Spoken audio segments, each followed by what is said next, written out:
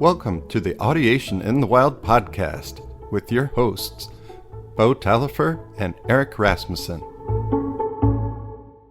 Episode 18, more on harmonic learning sequence. Hey, if you'd like to share us on Facebook or Twitter, Instagram, or your favorite social media site, I'd like to let you know that I'm happy to take my harmonic learning sequence book of Dr. Eric's 99 Songs and Chants, everything you need to do harmonic learning sequence in your classroom. I'm taking 50% off for our listeners. If you would please just share our podcast so that we can expand our listening base. Please comment and rate us. The link's in the show notes. Eric, I want to talk to you today about just getting more in depth with this harmonic learning sequence and tonal learning sequence and some of the practical application, because we were off air, we were talking earlier about, I was asking you what you go through yourself so you can audiate the harmony of a song, and you were saying, it seems ridiculously simple. And I was saying, well, hold on a sec, maybe it's actually not that simple, because I don't think a lot of people can actually do this.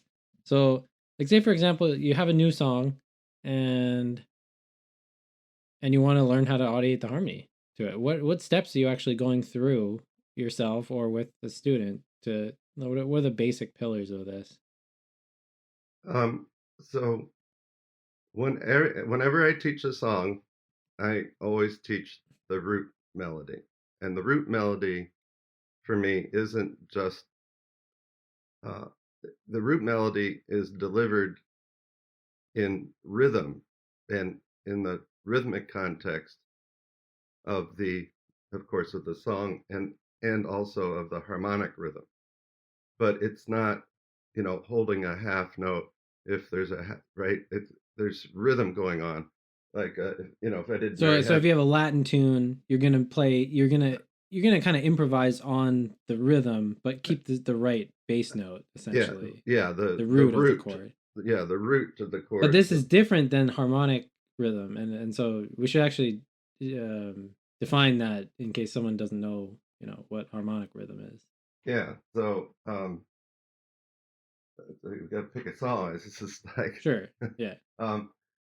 If I do London Bridge, I get the kids to go bum bum bum bum bum bum bum. I don't know what key I'm in. Let me pick a key. Bum bum bum bum bum. So there's some kind of movement. So that one chord kind of went for, like, you could think about it in macro beats, although they are for that. Yeah. But like songs like This Little Light of Mine, I do do do do do do do do do do fa fa fa fa fa fa fa do do do do mi la re so do. So it's boop up ti ba ba bump up ti ba ba change, right? Yeah. So I do that, and if they're ready for verbal association, we're singing those things on the syllables. If they're not, they sing them on neutral syllable. And we just sing the roots. That's really it. And you just keep learning enough songs where you have this show up. Where else does that show up? And eventually kids get enough vocabulary. Mm-hmm. And for instance, they already know from a minor song. So there was no luminal skin and bones. So that's not unfamiliar, but that's not where the resting tone is, right? And they wouldn't learn that if they didn't already know the double dominant. So I could breaking this down. I'm going too quick. I wanted to rewind for a sec, just because about this harmonic form thing. One of the reasons I'm not a big fan of describing harmonic form in macro beats, although I think you get to a point where that's not an issue. Like, okay, song has 4 macro beats of the one chord or whatever.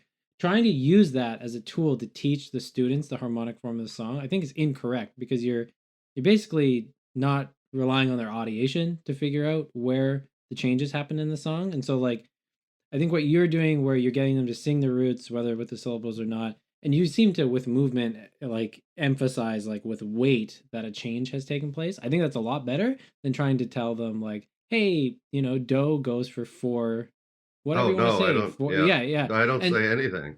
but I think so. This doesn't seem like a huge issue at this point. But I think what happens later on, if you can't actually audiate the harmonic form of the song, then when you begin to improvise and try to do it harmonically intelligently and not just randomly, you know, come up with tones, you're actually trying to outline the changes. People will improvise in a way where they think like, okay, I'm on the one chord, it's going for four macro beats. Now I'm on the four chord. Now I'm on the five chord. Like they're trying to No. they're trying to theoretically give themselves kind of some kind of structure in their mind for when the changes happen, and I think that is a huge issue with. So this is linked to harmonic learning sequence, because the it's not that much use to a person if you go through the tonal learning sequence and the harmonic learning sequence and you can audiate 1, 4, and 5. Because I definitely have students that can audiate 1, 4, and 5. They just don't know enough tunes yet where they can kind of keep those simple functions together through tunes. I haven't just had lessons with them long enough, or they just haven't played enough songs without me. But that is definitely something that can happen to somebody, where like you can be deficient in this skill of actually just like playing the form of a tune. I think this happens with a lot of jazz musicians, especially because there's so many changes flying around. But it's hard to divorce that from the harmonic learning sequence, because it it manifests in your ability to improvise and just play over the tunes. But yeah, I think there's not much point in using all this great Gordon material if you're just gonna get someone to theoretically keep track of where the changes are in the song. And I Yeah. think I heard James Jordan talk about that, but his beef with harmonic rhythm may have been different than I'm describing here. But I we'll get him on the podcast eventually. But I think he was saying something along the lines of, he wasn't a big fan of describing um, harmonic progressions and changes in terms of like strict harmonic rhythm, and I think it was along the same lines I was talking about. Yeah. So I just want to move so that kids can feel when the changes change, and that they know that something's changed. Of course, the syllables changed if you're at verbal association. And And then that's one of the I'm yeah. also teaching them to show me the fingers associated with, the root of that chord. So show me a one, show me four, show me five. And Mm. and and I'm motioning that, and I'm also sometimes changing the rhythm or changing the volume of me, like don't don't don't fa fa, like Yeah. I amp up something, like there's the change. Yeah. Um And for the listeners, Eric's doing all these changes right now. When he's doing do, he's holding up a right. single I finger, can't and help it. so there's a little bit of like symbolic association, a type of symbolic association for the whole function going on there. Yeah, once Uh, once they're audiating the roots and singing them, I associate the fingers with them. I don't mm, call them 1, 4, 5. They notice that they're 1, 4, 5, but this is sure. just tonic. I don't teach them 1, 4, 5 before I teach them tonic, dominant, subdominant, and Mm, I don't teach them tonic, dominant, subdominant until I've done, you know, yes, no, uh-oh. If you're not familiar with yes, no, uh-oh, Mary had a little lamb, fleece as white as, can you end there? No. Yes, we've covered that in a podcast before, but in case you're sure. Yeah. new to this, fleece as white as, can you stop there? No. Can you stop there? Yes, that's where the song ends. Does it stop here? Does it stop here? Does it stop here? Does it stop here? No. No. No. And the kids laugh at this. No. Yes. And then I do this. And the which a kids, lot of yeah. classical composers do, and it's funny. I, Okay, I, so the root melodies, they help with a lot. They help you navigate the form of the song. And I've said this before on at least a few episodes, but I really don't see how someone's going to intelligently improvise something unless they can sing the bass line. And I'm not saying it's impossible. It's just it's unlikely because your improv is going to be outlining the harmony and bringing it to life. And if you don't have the roots yeah, in the your roots at ear, it could, roots at a minimum, and then roots with some rhythm that you're audiating, to Sure. go I with mean, the I think style. this is why a lot of piano players are great improvisers because they often will just play a shell voicing. So they'll play the root and the seventh with their left hand while they improvise. I mean, a lot of them they're not just going to totally just improvise with their right hand alone. They're playing. Now, that doesn't mean they're audiating what they're playing, but I think it's pretty common at the higher levels that they are. Um, okay, so Yeah. you, And so now that I get them to hear, are you getting tired of songs? I do a bunch of songs with just one and five in them. Aren't you getting tired of this all day? And it's like that needs to stick out. If yeah. that doesn't stick out, is that yes, no, or something different? They need to be able to tell me that's something different. And then I find tunes that have all these four chords in them, pop spaghetti or And so in terms of like the the way the curriculum is rolled out, and we're using examples of teaching um kids in this, but I'm Eric and I have been talking a lot lately about like how do you if you're someone who wants to learn to play like a jazz tune or like just something that's more harmonically complicated, how do you go through this with yourself? And I think a big part of this is one, don't introduce many new functions at the same time because it's going to cause a lot of issues. It's not like you don't want the listening exposure, but if you're introducing, if you can't audiate 1 4 5 well, adding tunes with like a ton of different other functions, it's going to generally make it more difficult for you to do this with. And the other important part is that you need songs that have these functions that you're learning in them. If you just in isolation try to learn the sound of, another function and you have no real world example to pin it onto, I don't think it's not that effective. It's even better if you can have multiple songs with the same well, function, especially in different orders. yeah. The one thing I do is try to keep everything else the same and change the one thing. So did we talk about this already? So I'm doing, London Bridge is falling down, falling down, falling down. So this is the way I'm teaching London Bridge now. This is just a different way, and I'm just playing it for the kids. I haven't really talked about the functions at all, other than to teach them the root names. So let me play that again.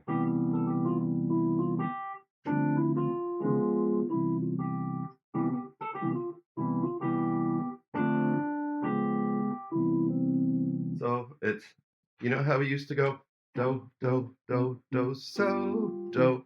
Mary had a little lamb, so do. You know how we used to do that? Well, I'm taking so away, and I'm doing re ra do instead.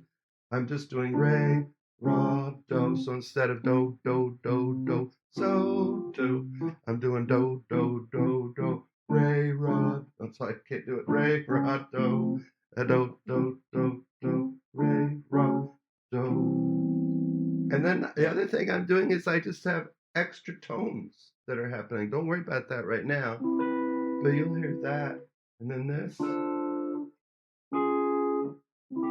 Those are just the sounds, but you just sing the roots for me right now. And I'll do that progression on, all the songs that do 1 1 1 1 5 1. Oh, bum, bum, bum, bye, and now it's bum, bum, bum, bum, re, ra, do. So that's, I mean, the way that you did it is the way that it happened with my own playing. Eventually, this is what happens with I think most jazz musicians. You can hear whenever you hear 2 5 1, your brain can immediately kind of make this substitution where you can hear uh, however you want to say it, 2 tritone sub of 5-1 or 2 flat 2-1. You just know that those two are fine to exchange, but not. It's like, yeah, theoretically, but you can actually just do it. Like it's not really like this thing that you're theoretically inventing. You kind of just know, like, hey, I can change these sounds to these sounds now. Um, well, that's Yeah. cool. I So mean, you're starting people pretty young on this. they, Now you are, which they're is great. well. I'm acculturating 3 and 4 year olds. I'm not saying a thing about it. I just ask them, do they like it or not? You know, So my intuition, I don't think we talked a lot about this on the podcast yet, but we talked about harmonic learning sequence and how this coincides with tonal learning sequence. But we've been wondering more lately, like, what's the sequence for learning to hear tritone subs? So I mean, 2-5-1 to 1, 2-5-1 of 4, 2-5, or 2-5 of 4, 2-5 of 5, and I think you want to learn to hear 2-5-1 first, and then 2-5-6, or 2-5, uh, 2 tritone sub of 5 to 1 in minor, or 2 tritone sub of 5 to 6 in major. I think those are the first two that people should learn to hear.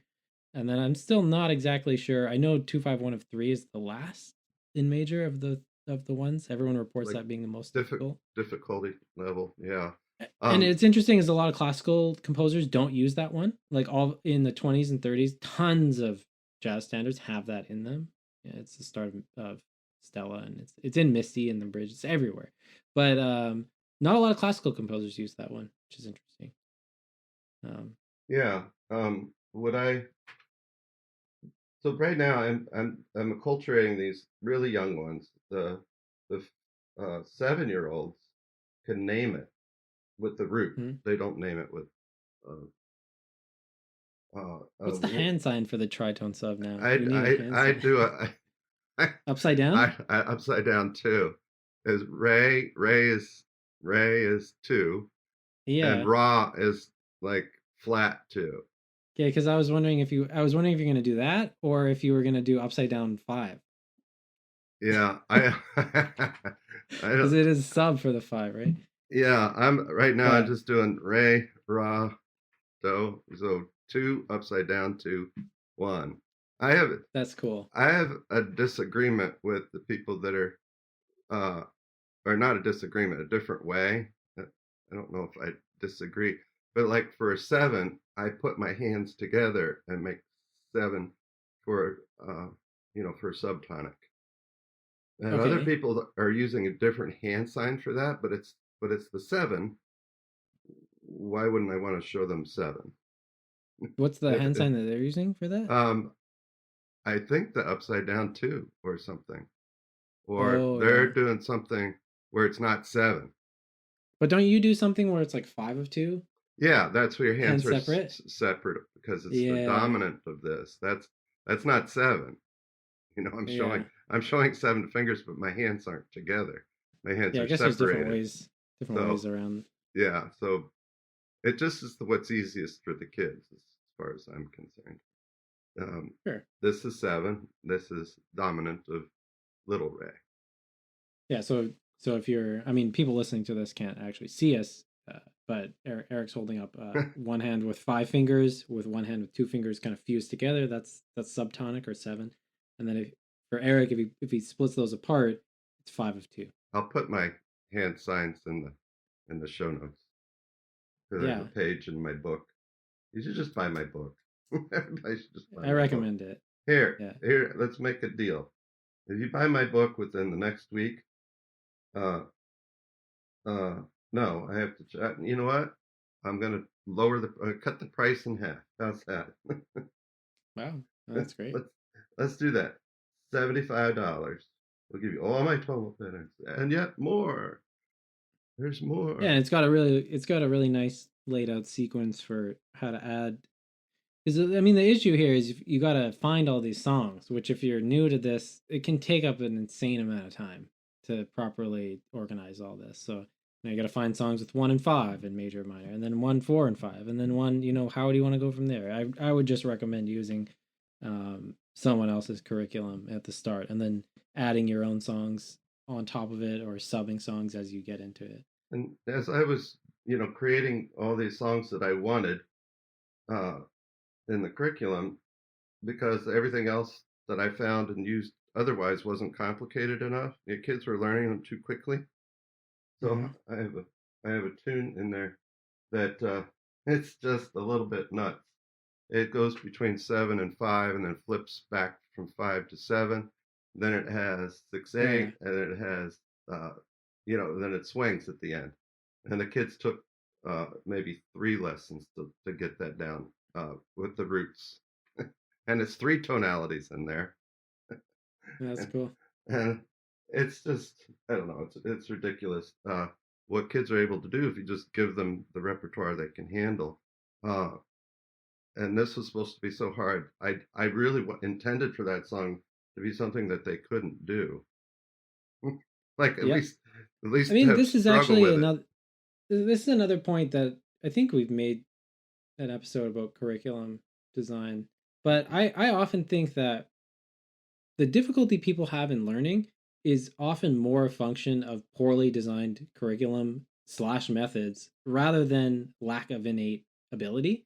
And we have different. I'm always going off about Siegfried Engelmann, and he was the Yep. inventor of direct instruction. There's different kinds of direct instruction. He's the OG of direct instruction.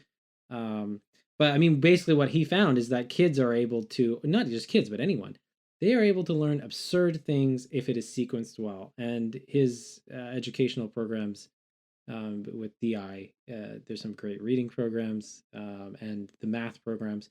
It's insane how well people can learn. So, I mean, this is translating this to whether it's your own students or your own progress as a teacher or musician going through getting a handle on the tonal learning sequence and the harmonic learning sequence. I would be cautious about how much stuff you try to attack at once, because that's often the issue with poorly designed curriculum is that it doesn't isolate just the next step. And what Eric was saying, Eric doesn't initially try to teach someone the verbal associates for like all these functions at once. It's just like, is this 1 or 5? And then once that's mastered, you might do it in minor. And Yeah, then but once that's mastered, it's all along the way, they are getting everything. yeah. But So but this I'm is this not is but a I'm not teaching it. I'm just playing and singing. That's all so we're this is doing. this is an odd part about the way music education works, because like with math, we can legitimately not show someone multiplication until they have basic arithmetic and just adding and subtracting down. With music, there's this listening vocabulary that we want to be stoking the whole time.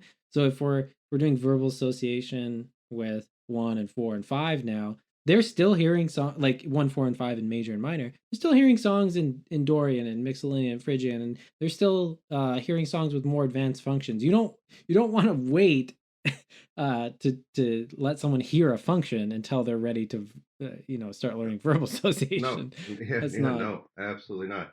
The so. other thing is that so when you make repertoire that difficult for kids to sing, it's really kind of far out. When you go back to stuff that's at the next level easier or 2 levels easier, Mm-hmm. how easy. So it's like you blast them with a fire hose for a couple weeks, or maybe just 5 minutes or whatever.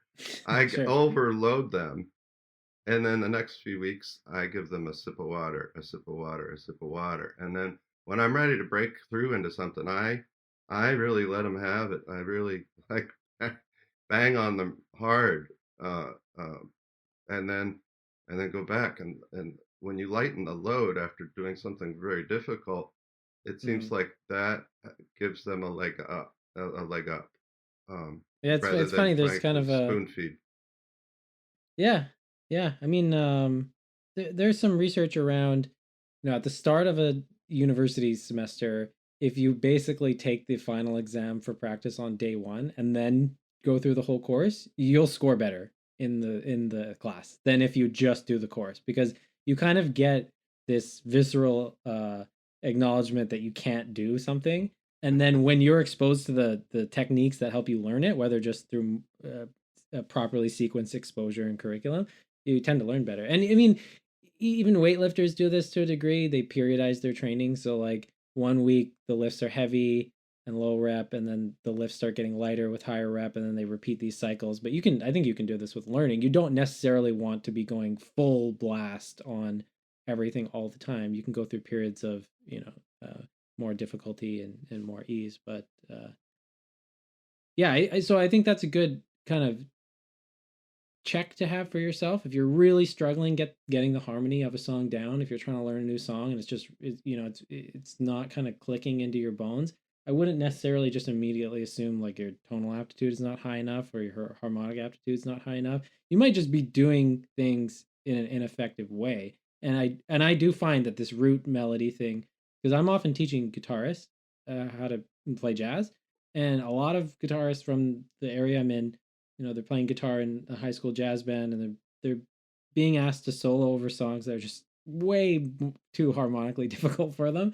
And then I'm just like, can you play like a blues? Can you sing the roots to the blues? I don't even care if you use solfege. Like, can you just Yep. sing the roots to the blues? The answer is always no, if they can't improvise well. And then I just start there. And Yeah. I told you about this. Like, I'll always start there with students, and it just starts getting taken care of. Yep. So there's audio files for every song, and what you can do is pan left or take an earbud out, or pan right or take an earbud out the other side, and then you can eliminate one, so you can sing either, or you can sing the melody without listening to the root melody. You can sing the root melody without listening to the melody. You can, of course, sing the root melody or the melody while listening to both. But then there's also take out the melody, so you're just listening to the root melody, and sing the what where am I? So if you take out the melody, you can sing the melody that you're not listening to, or you can sing the roots while you're listening to the melody. Exactly, and I think in And terms so of there's all the those ways of practical. practicing. So I'm sorry. So there's that, and then there's like the next page is now you're listening to the functions, because re could be the root for what function? Well, it could be the double dominant, or it could be little re, which I call, right, minor Yeah. sounding re. The root, we don't know by the name of the root which one it is. So if you're that's in the why I key of call C, big Ray Ray, and if little you're in the Ray. key of C, Ray could be D minor. It could be the root of D minor, the 2 chord, or it could be the root of the 5 of 5. It could be D7. Yeah, that's And so there's different ways of labeling all that. and you don't know what function it is until you hear the chord that comes after it. Yeah, Right? I If mean, it's an unfamiliar song, you don't know what function comes after it. That's what brought, little Ray, big La, little La, uh, sure. because of where they go to. That they're different functions. But if you don't have the function, that's Yeah, and so when you say things like little Ray, little law, big law, you're trying to describe the function in accordance with the root tone. yes, So you're trying to, yeah, and that's it, the reason, that's the whole reason for qualifying it like that, rather than just saying Ray and then holding up a different hand sign, yeah, because there's something in there. yeah, because the hand sign will tell you what function it is, whether it's the double Yeah, dominant or the, or the, I'm a big fan of the hand signs for functions. I'm not a huge fan of hand signs for tonal solfege, but the hand signs for functions I really like, because when you start doing things, I'm a huge fan of playing basic songs in major and minor, if at all possible, or if it sounds good, or even in other modes, but or other tonalities. But I mean, the hand signs, it's interesting. They stay the same, and sometimes kids comment on that, right? yep, yep. My They're like, major the and roots are minor. different, but yeah, so that's Yep. cool. I wanted to get back though. So the one of the cool things about, you know you, in terms of practical application, and I was talking about this I think on the last podcast or the podcast before, but when you're practicing, whether it's yourself or with students, it's really good to not do the same thing over and over again. I mean, block practice tends to boost performance in the moment, but lower memory and lower performance in the long run. Mixing practice up more leads to better performance. So like one of the things that I'll do is I will sing the roots to a section of a song that I'm trying to learn, But once I can do it once or twice, I'm not just going to keep singing them over and over again. I might then jump to the melody, and then I might then jump to playing it on my guitar, and I will kind of cycle through these. And I mean, in terms of practical application, that's very beneficial. And it also, when you're teaching other people, I find that people respond better to changing things rather than just doing like, let's do 5 reps of, Yeah. the root melody. That kind of drains the energy a bit. The other thing I do is I'll do it 3 or 4 days in a row, whether it's 5 or 10 minutes or however long, and then I let it rest, Yeah. and then see if you can do it without any, um, any support mechanism, whether it be, notation or, just see if you can hold on to it completely on Hmm. your own, and if you can't, then do another couple days in a row, and pretty soon it's there forever. Yeah, the spacing. I mean, spacing is huge for memory. Um, yeah, there's a lot of research going into that. I recommend people check out Robert Bjork. He has a site. I think it's called the Forgetting Lab. I think he's out of UCLA, but him and his wife, the Bjorks, they've done tons of research on different ways you can optimize memory, whether it's with the spacing effect in terms of, you know, uh, should I do an hour of practice today or 10 minutes of practice every day for the next week? Spacing the practice out, or what Eric was saying, like leaving gaps in the learning in terms of taking a couple days off. Now, you don't have to take, you can still practice other music. You don't have to take a few days off music itself, but, pacing things differently with, yeah, it's fantastic. And interleaving is different than the spacing effect. The spacing effect is more longer gaps in exposure. It could be in days or weeks, but the interleaving is more like I'll sing the roots once, then I'll sing the melody once, then I'll try to play it on my guitar once. You're actually mixing different skills up, and that has been shown to boost learning beyond the spacing effect. So if I sing the root melodies and then go play my Game Boy for 2 minutes, versus I sing the root melodies, then I sing the melody, then I Yeah. play on the guitar. That's actually that interference effect, or I think it's called contextual interference, but everyone just calls it interleaving. That's been shown to increase um, quality of learning, and I think there's some evidence of this even within musicians, but um, yeah, it's just something that's very good to know because in terms of practical application, it can seem kind of crazy to be switching all the time between different things. It's like, well, let's buckle down and really get something done and, do let's play this 10 times in a row without any mistakes. That's not necessarily that useful. And I find, especially when you're working with younger kids, have fun getting them to sing a song, or not necessarily sing a song, but like on the piano, like just asking them to do 10 times in a row when they obviously don't even want to, knowing that there's Yeah. not really an educational benefit to necessarily doing so, I think is useful. And you can kind of, what I've done with this, and I think Eric, you've talked about this, is you can kind of just if you know things that are, if you know there's all these things you can do that are educationally very useful for building someone's audiation, you can kind of let the students steer the class a little bit, right? And you can respond to like what they, if for some reason they really seem to be liking this one song, and why not milk it a bit? Or if they're really into the roots, like you could make little changes in it, right? Yeah. Like we all, and so Yeah. And yeah, then I like to do these mashes. So if they know Mary Had a Little Lamb and they know London Bridge and they know Itsy Bitsy Spider, well, they all have the same roots.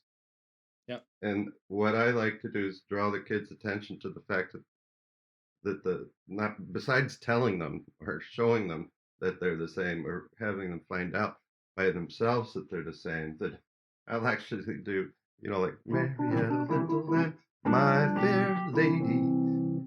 I'll start toying with the lyrics like that. It's like it, it, yeah. it messes with them, and then um, it forces them to have to deal with exactly what I'm trying to teach, which is not the song. I'm trying to teach them the functions and the changes, and I do I think that that's when what I happens with the blues, right? A lot of times, like once you learn like a bunch of blues songs that have different melodies but the same functions. I mean, it's glaringly obvious. Like, hey, this song is the same chords, right? Yeah. Uh, There's a song where, oh, take me out to the ball game, and the only four chord is on the word shame. If they don't win, it's a shame. And so I start going, if they don't win, it's a spaghetti all covered with cheese. If they don't win, it's a whatever. Little star. If they don't win, the kids just find that hilarious. But it reinforces, hey, they know where the subdominant chord is in spaghetti. Take Me Out to the I Ball mean, Game is pretty heavy tune. Like for there's a lot going on in it. oh yeah, you got the dominant of little two, then Ray, which is 10 or 5 of 5. So do, do, do, do, do, fa, and then there's fa, D, so triple dominant, double, Yeah, dominant, tonic. That's really all there it's is to funny. it. It's funny the different the different associations we make with harmony because certain harmonic progressions remind me of. I just get very specific memories, but for whatever reason, 5 of 5 or whatever you want to call it, D7 in the key of C in major. I if it just sounds like America to me. That's just always the feeling I get whenever I hear it. Even I mean, we'd even have this progression in like the Canadian anthem. So like I'm obviously Canadian here, but whenever I hear it, I just get this like unless it's from the classical era, like unless it's in like a Mozart song that's going in Yeah. the dominant key or whatever. It sounds like America in a chord progression to me. Well, lead light. That's funny. Oh, say, can you see lead light? Yeah. You know, so yeah, no, I point that out to the older kids. I'll Yeah. use that one because that song's a little bit uh, more more mature. So I wanted to ask you a bit about when you started doing more of this harmonic learning sequence stuff with people. And mainly what I'm talking about is like using the piano while you're teaching and getting them to hear the whole function and how the function moves rather than just singing the individual tonal patterns of the functions. What did you start noticing with um how tonal patterns mixed with this? So because you've told me that it seems like they need less tonal patterns to get a handle on things now than they used to. Is that what you're finding? Well, in my book, I have tonal patterns that do, triple dominant, all these patterns that aren't necessarily in. I haven't found them anywhere, so I developed my own series of patterns. Mhm. That I almost don't need to sing tonal patterns with some kids if they understand harmonic.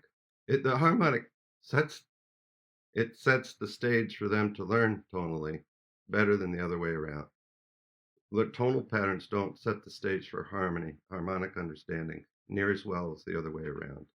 That's just what I And found. we talked about that in one of the episodes about tonal learning hierarchy. And my theory is that, and this is actually coming from some of Engelman's ideas, that you want to start with a higher order category and then go down to lower order. So, the gestalt of the total harmony would be higher than the individual tones in those patterns. And those are different, they're different skills to learn. But that would make total sense because like if you can audiate the functions and the changes of the functions and all that, getting someone to just start singing tonal patterns is almost it just seems like the easiest thing, you know? That's why on the piano I almost prefer like I'll just teach people by rote how to play chords and how to move them around. And then after they can hold a song together a little bit, I might get them to just start singing the chord as a little pattern on its own, you know? But just because you can sing the tonal pattern, it really doesn't mean that you can keep the song together when you manipulate the whole function When you together. sing a tonal pattern, you're not necessarily audiating a function. But when you're audiating a function and it's a function, then the tonal pattern kind of it fits in a better sequence for the kids to learn them. So there's 20 sets of of tonal patterns, and then another uh, 20 sets with the solfege syllables. So, Okay. um, and that's all in all these audio files, so you can learn the stuff by ear the way the kids would without the notation. Of course, the notation's in there as well, but Sure. Yeah. it's and then there's my babblings about stuff that I've really tried to consider. It's like, hey, do you want this the right way or the wrong way? Hmm. Did I play this song the right way or the wrong way? And switching Yeah. tonalities to get them, you know, get them to distinguish. Hey, there's different resting tones. Yeah, and I've talked about this before. I do think this is one of the reasons why I did well in high school is because I had this obsession with changing tonalities of songs, even, and I noticed a lot of my friends never did that. They never played songs in major or minor, and most of them didn't know the other tonalities. It was kind of like a funny thing to them. Yeah, the I mean, they would kids. kind of like, they would play songs on the guitar that were Clearian and Dorian, but Yeah, then you'd say the word Dorian to them, and they were like, "Oh, I'm not into that. Like, you're a theory guy." And I'm like, "No, no, no. This is a thing." that's why I have my knock knock knock. Who's at the door? Ray. Why is Ray at the door? This story ends on Ray. What's he want? He wants you to mix him some soda with lime. Why do you want him to mix some soda with lime? And he goes to the fridge. Who's in the fridge? Me. Me is in the fridge. Why is me in the fridge? And he This is opens up the Eric's jar to new. the limes. And what's what's under the lid? My father's under the lid. And then an alien comes down from the sky and goes la la la la. And this story just cracks the kids up.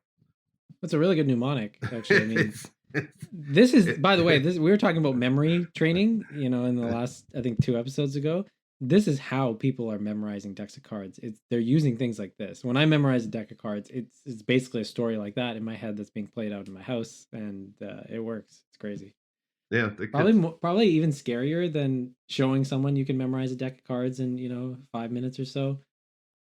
Is having no issue doing it backwards without any extra effort. That really nails the that puts the nail in the coffin. I scared my mom like pretty genuinely. She was impressed with the deck of cards being memorized, but then when I was like, "Do you want me to do it backwards?" And that was like, "How is that possible?" Yeah, it's just a trick because the words are so weird for a first grader, second grader, you know. Yeah, yeah. But Um, I have the kids tell me first that songs, what resting tone do you want before I give them access to tonality, they or the words for the tonality, the naming. I just because if they know resting tone do, then mhm, all you have to do is just change do to whatever else for them to tell you, oh, I want something in this tonality. mhm. And I ask kids, what tone, what would you like? What resting tone do you want for this song? And do you want the right resting tone? Do you want the wrong resting tone? And then they can Yeah. tell me, or I can. The other thing I can do is, do you want this resting tone, or do you want this resting tone? You know, Mhm. do you want the first one or the second one? And it's easier if you do the right one second and the wrong one first. But I also switch it around so they have to, after having heard the Mhm. wrong resting tone, they have to remember the first one and say, I want the first one, and Eric, that's dude, this and is that's more another thing that difficult. blows. This is another thing that blows my mind about some of the stuff you got into with this harmonic learning sequence is because it lines up so much with all the stuff that Engelman says.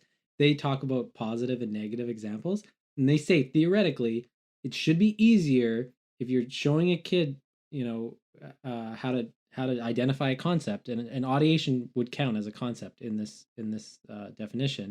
If you show them the wrong way first and say that's wrong, and then you show them the right way, it's easier for them to pick up on the change rather than you show the right one and then the wrong one. So it's just so weird. Like so much of the shit you're Uh, doing is just cut like right out of what he said to yeah, do. It's yeah. cool.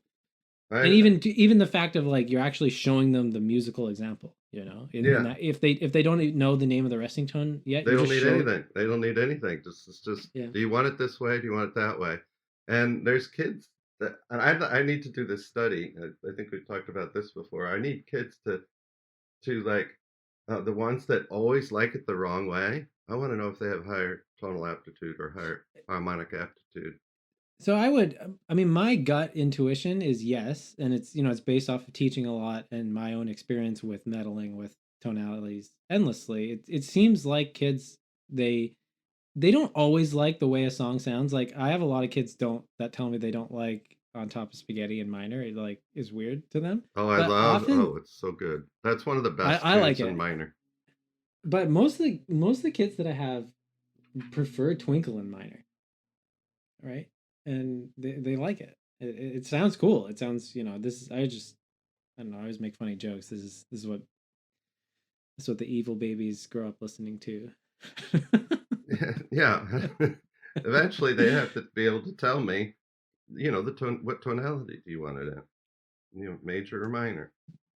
Or I mean, a really funny one that happens is I have a lot of kids that will transfer from piano lessons with another teacher, and they're like craving a minor song because they'll often start. I mean, they're starting with a method book that's notation driven, and so that I just throw that out the window as respectfully as I can, and I just teach them how to play a couple songs in minor, and they love it. Especially, a lot of little kids really like playing songs in minor, and they're usually not given the chance to in traditional piano lessons early on. I mean, really early on. Yeah. Eventually, it will obviously happen, but yeah, minor songs and triple songs, and I've been getting into doing.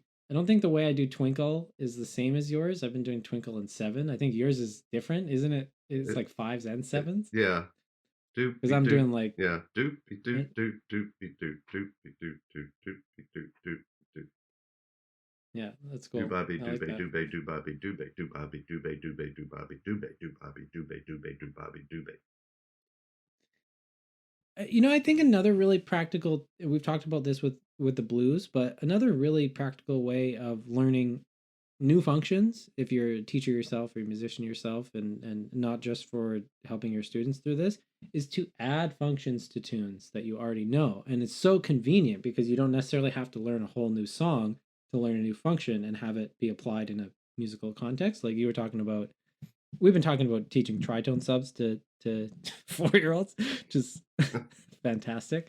But yeah, putting them in songs that you already know, and I think this is the reason the blues form, even though at its bare bones is simple, it's one of the reasons why a lot of amazing musicians and most great musicians love playing over the blues form. It's because it, there's certain things that have to go in certain places. Like the one chord needs to go in bar one on the first beat ish.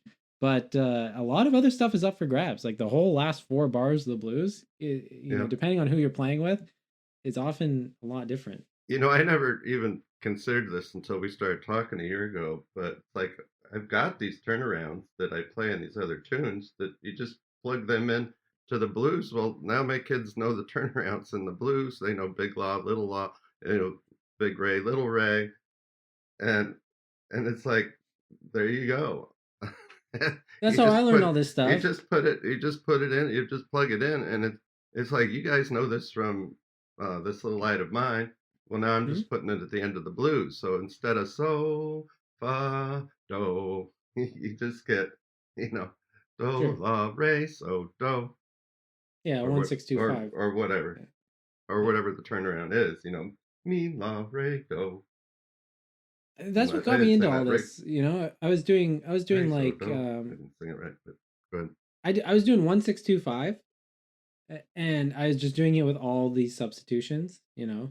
So sometimes 1625, sometimes 162 with the five subbed for something else, and you just do it with as many subs as you can think of, and you start getting aware of the differences between the two. But that's also another practical point about learning functions is that it's it it becomes quite easy to hear. You need something to compare it to, right? So we're always talking about an MLT, like when you're going through the tonal learning sequence, you're comparing major to minor.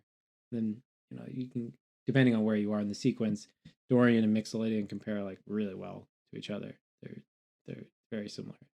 But Uh, then, but but then, but then do major mixolydian and Dorian and minor. That's the next. exactly, You got to do. yeah, You got to go back before you go forward. I agree. I agree with that. Yeah.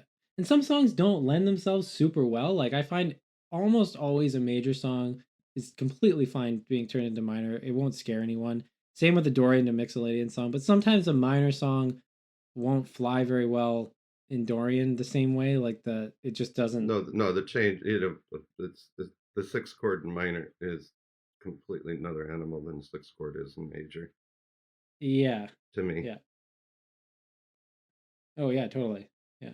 But so I think that's another point. So not even just you can, if you want to learn a new function, you can add it to a song, but also just changing the functions in songs. Like the minor four chord in major is a very nice sound, and it's very easy to get someone to hear the distinction between the two. That's a Hmm. very, I mean, I don't like to put words in people's minds, you know. I don't like to say this is a sad sound or whatever, but that minor four chord, it's blown my mind like how fast people learn it because it's not usually covered right off the bat when people start learning harmony, but it's so easy to hear. It's like you play a song and you stop on the four, or you play a song you stop on the minor four.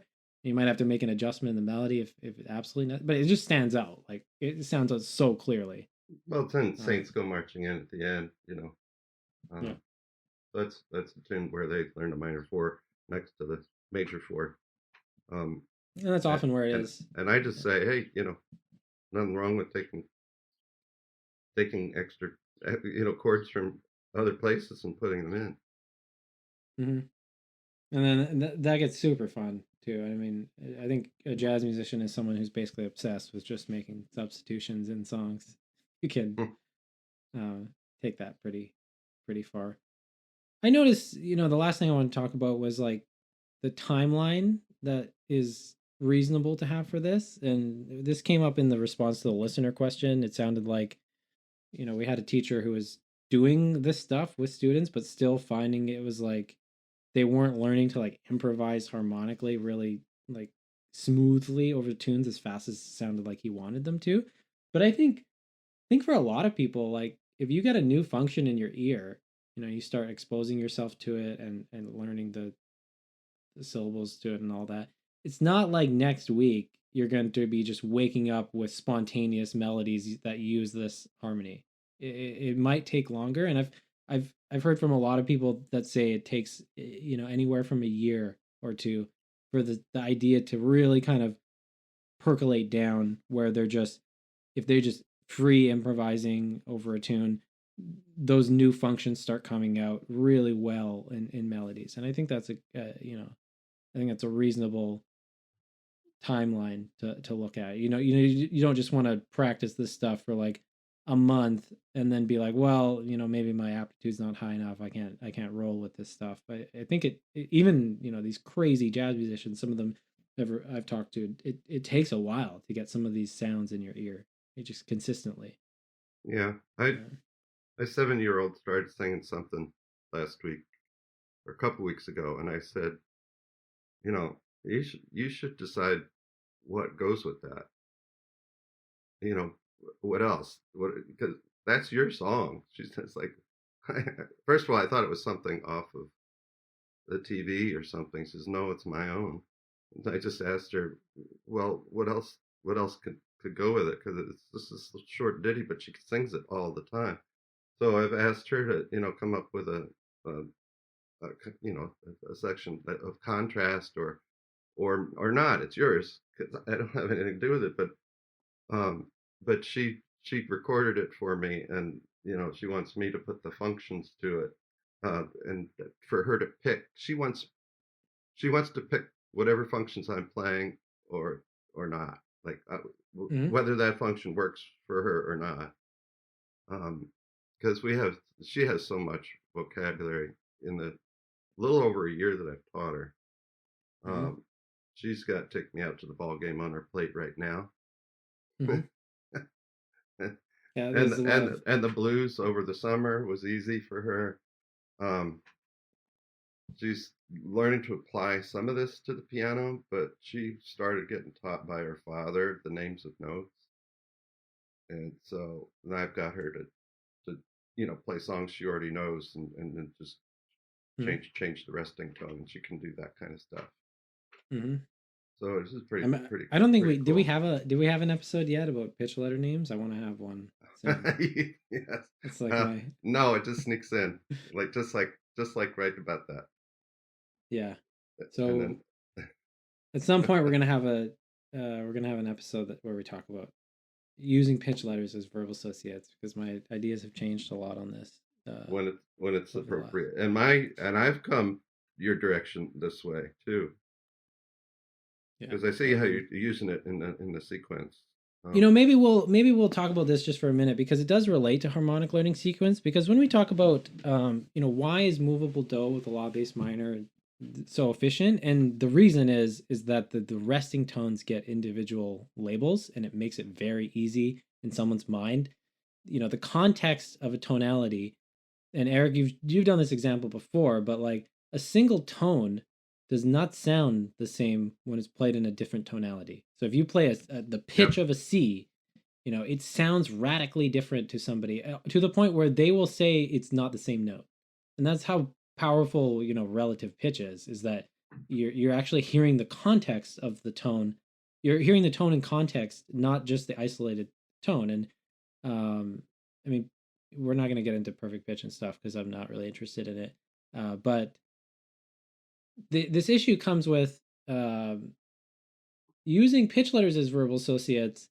It, it it creates all these contextual problems. This problem with context that you can bypass by using movable do with a law based minor, and then but the question is, at what point do pitch letters as verbal associates become a valid thing to use? And I've through talking with Eric and many conversations with him, I realized I think the time to do it is when you start getting into like all these secondary, not just secondary dominance, because I think that's fine with movable do with law based minor. When you start getting into secondary 2/5s, because the It gets weird. music It gets too it gets weird very too weird. quick. Yeah, and I think you can still use solfege to So do it, but I think yeah. the return on investment starts going down. So in the blues, right? But I'm going to use the subtonic and in fact,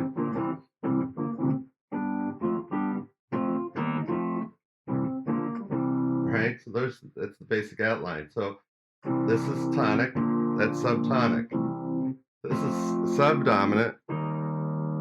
I call that sub-subdominant. Sure. and then and so and then if you're in minor, this is la. Your resting tone is la, right? So you've got T, Fi, right? Na, na, na, na. What Na, what na, na, what what na. what are the solfege syllables for this? It's to me, it's just a giant waste of time. That's what it is. That's Because this is where I think it's valid, but it's like T T so I can't do Fifi it still. Re Fifi Re Law. And then what's this? It's a flat 7 over T. Yeah. So it can't be La. Okay, can we ground this example for a second? Or something. So what key are you in right now? You in A minor? I'm at C. Okay, you're in C minor? Yeah. Let's do it in A. Let's do it in A. That's fine.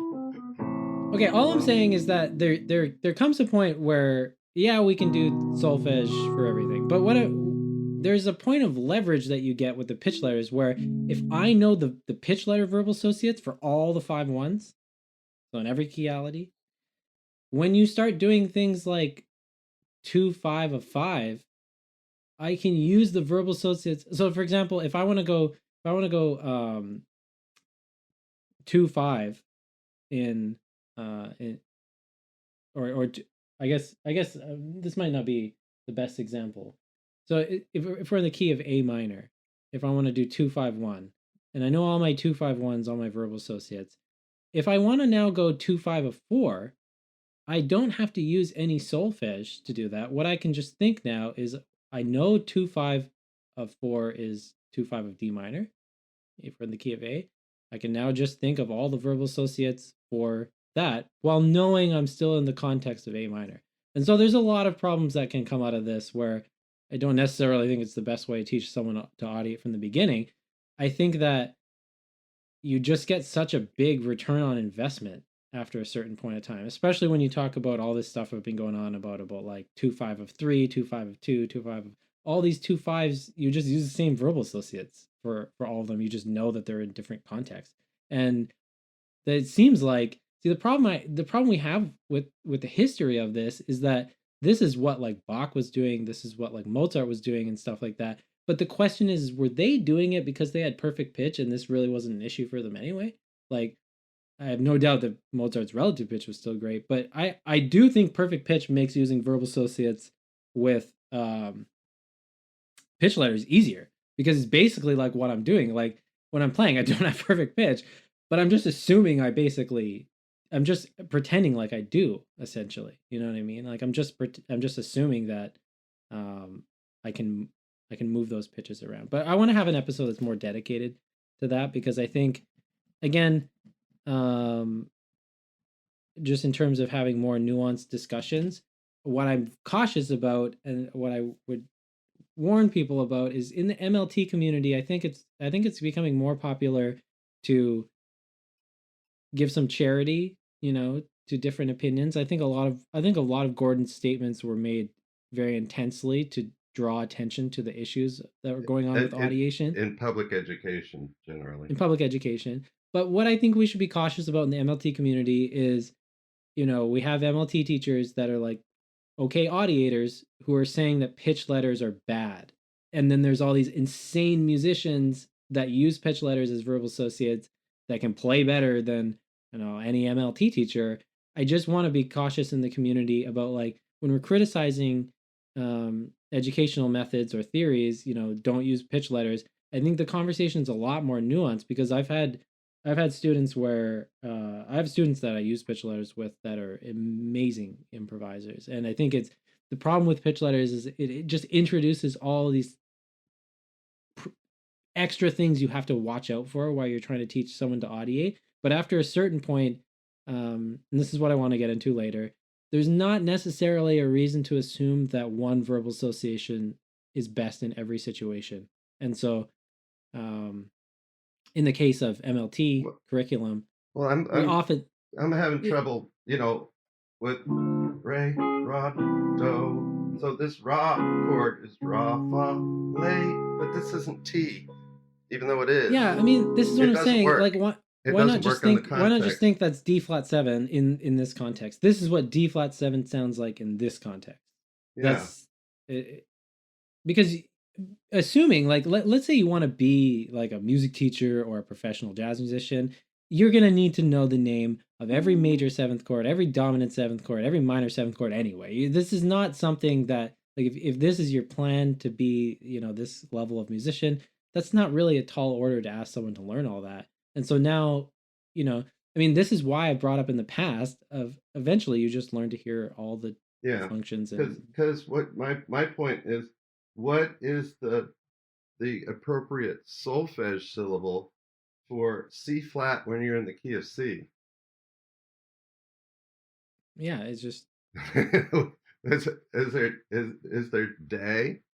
Do, day? I mean, you could say, though, like, if you're doing the tritones of a 5, you might want to keep it as T, because it paints this similarity between T in its regular context. Like, what are you going to call it? Da? I don't. It's T, but T is, what relationship to Ra? Yeah, it's not. Yeah, It's wrong. And what's funny here is we have a bit of observational data. Like, I know a lot of jazz musicians that know basic solfege, but I know 0 skilled jazz musicians that use solfege at this level of playing for these things.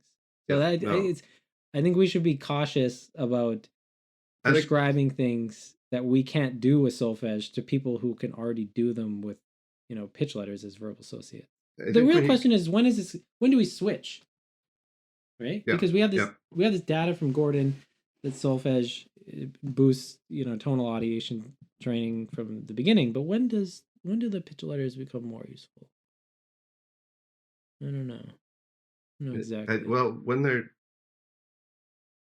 well, they've had to explain that, now we're in C do, in the Hmm. basic jump right in books for instruments, you Hmm. know, and once you've got do, and it's C do, Hmm. and this is what it looks like, at some point, I don't want to give free rein for everybody to go back to every good boy does fine and all the decoding. That's horrendous, and you're not in the least um, saying that that's okay.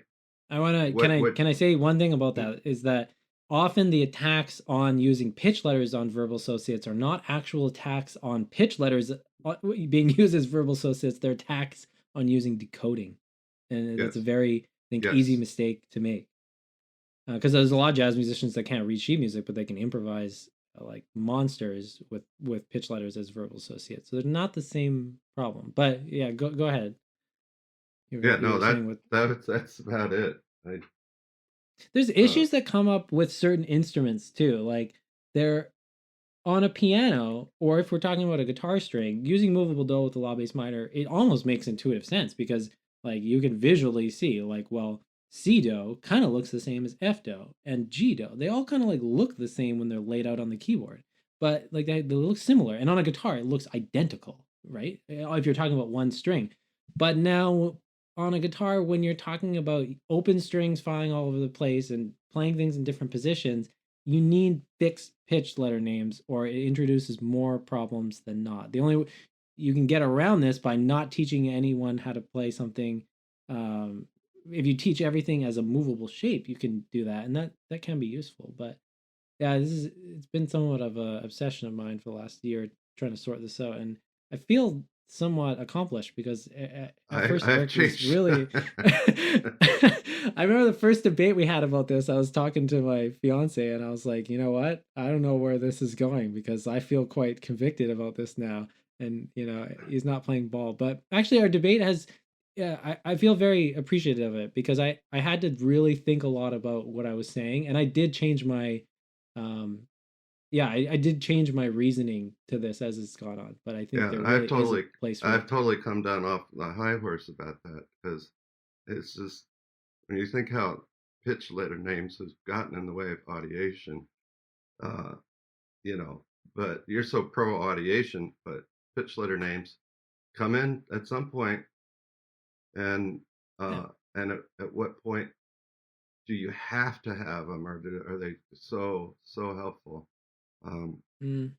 you know, Yeah, I think a lot of eh, the problems become from decoding and not doing oral more or so than anything. or you're teaching a multi-pitch instrument, and Hmm. I think that matters a lot too because you value like that same hand position being able to go on Which it, is absurd with movable do with a law bass minor. It's crazy how easy it is. Like the problem of changing keys is nonsense once you do that. But there's other kinds of guitar playing that aren't like that, especially classical guitar. Everything is very fixed in open position, and you can't easily use.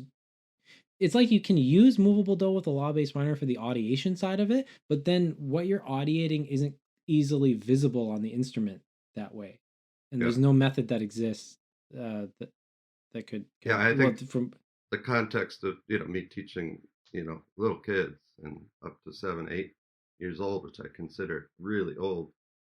um it's just a different context of I don't get value. I haven't gotten to the point where I get value for teaching any of the letter names because until now, because now I'm teaching try Well, this on is actually a hilarious substitutions. part. I'm gonna have to find a way out of my hole. Yeah, yeah, yeah. I mean, this is actually a funny part of a lot of guitar players are really anti-tablature, but from an MLT perspective, tablature is perfect because it just shows you by rote where to put your finger. It doesn't.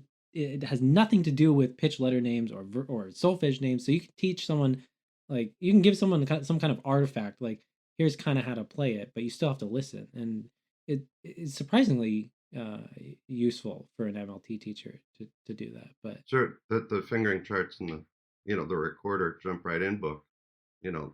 tell you C do, right? And then here are Mm. all the fingers for re mi fa sol la ti or whatever. They And don't, in they're Maryland's not method, naming naming all of the notes of the of the C scale, but they name that first note. But they're pictures of the which holes to cover for these sounds. and this is what Maryland's music moves for piano does with the rote diagrams, and this is what most guitar players do. If you're just trying to learn how to strum some chords, you don't. Most guitar players don't actually know the individual pitches, the pitch letter names of the notes they're playing. They just know the name of the whole chord. This is E, right? And yeah, I think there is value in that because it just simplifies it. So maybe I should present. Uh, Yep, you when's the should. next Gamble conference on that? Uh, a year and 3 months. Holy smokes, it's coming up fast. August, actually. So 4 months. A year. You Yeah. got a year for. It'll be in All right. Well, 23. Odd number years in the very last. Uh, it's Tuesday to Thursday, the last hmm. week in July into August. That's the way it's I've going. actually never been to one, so um, yeah. Even if I couldn't present, it would be fun to go. Yep, we'll play. I'll bring my Yeah. truck. So we did some. So we covered some more info about the tonal learning sequence and harmonic learning sequence and some practical application stuff. I want to talk more about all this because I don't think there's many people talking about it online. But we would love to also answer questions. So I know Eric's active on Facebook, I believe, and we have email. People can email us in. What's the best email for us, Eric? Teachmusictokids@gmail.com. Yeah, and it could be even questions related to your own learning as a teacher or a musician. It doesn't have to necessarily even be related to teaching students. Just if you're having trouble learning some of this yourself, if you have questions about it, we'd love to hear them. I'm not on Facebook or anything right now, so if you send stuff to Eric, that's the best way for us. Yeah.